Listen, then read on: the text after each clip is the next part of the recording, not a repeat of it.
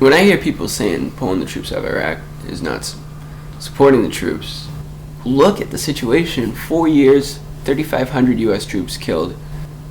I just don't want to see more American kids going over there, losing life and limb for what ultimately seems to be a fruitless pursuit.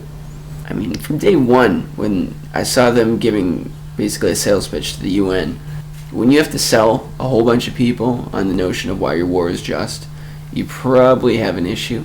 And it seems like the mantra of the war would change every 3-4 months, you know.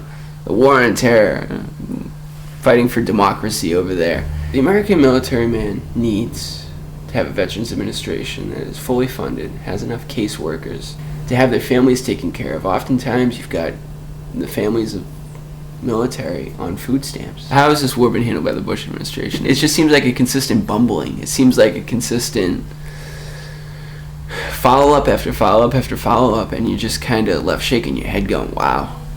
How I felt about the war in Iraq has evolved. I was concerned mostly, quite frankly, with my self-preservation.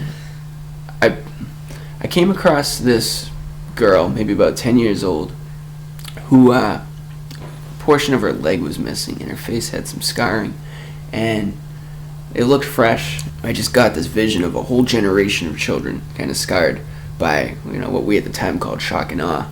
For the first time since I was about 10 years old, I had a tear run down my face.